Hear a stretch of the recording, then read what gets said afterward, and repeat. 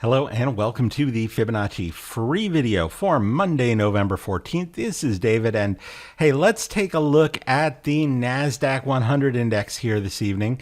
And we're right up against important resistance. And important resistance we can see a lot of different ways. So today's high, in my opinion, is an important over-under or decision area if you prefer. Now, you can see, of course, the Voodoo Fireline here, and that's the easiest way, in my opinion, to see the resistance. It's here at 11,830, almost exactly at Friday's high. Today's high poked ever so slightly above before reversing back down. And we know from the Voodoo Lines roadmaps that that this is the most important of the Voodoo line levels, and therefore if we do see signs that this is moving away from that fire line deliberately, that so long as it stays below, it perhaps puts the focus on the downside. And the next natural target should the NASDAQ continue down would probably be at least the 10,252 level.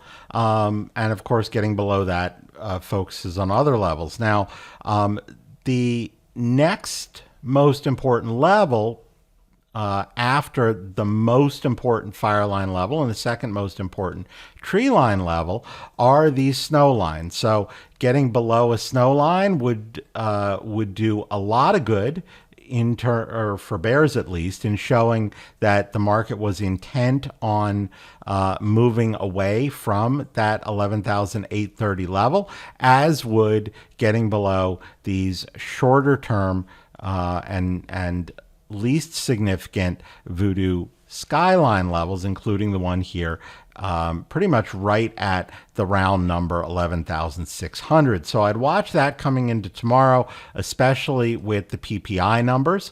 But there's a lot more than just the fire line here to show us that this is an important spot of resistance.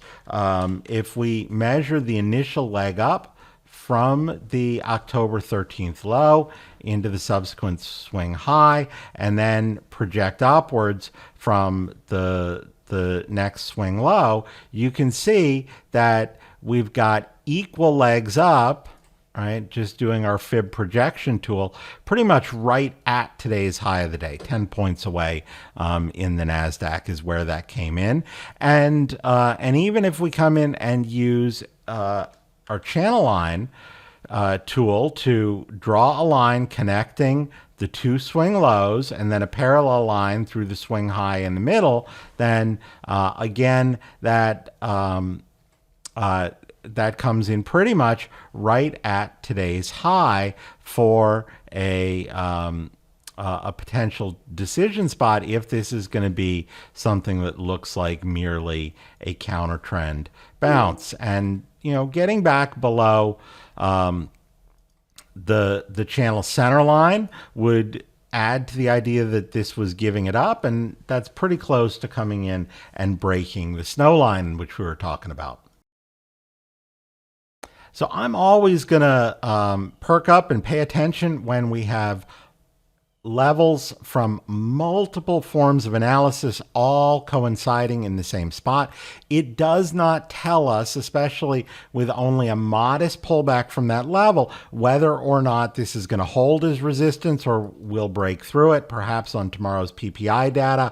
But I would pay attention to the decision the market makes at this area, because getting support above the fire line instead would be more bullish, whereas reflecting here and starting to take out some of these levels underneath, as I mentioned, would look more bearish. So that's what I have here for this evening. I hope you found it useful, and I will see you at the next update. Hey, David here with Simpler Trading. Thanks for taking a few minutes to watch this video.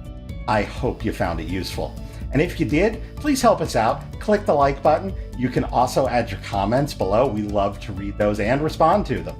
You can also click the bell icon. That will alert you whenever we have new and updated videos. And if you want to watch us trade in real time with our own money, you can visit simplertrading.com to learn how to sign up.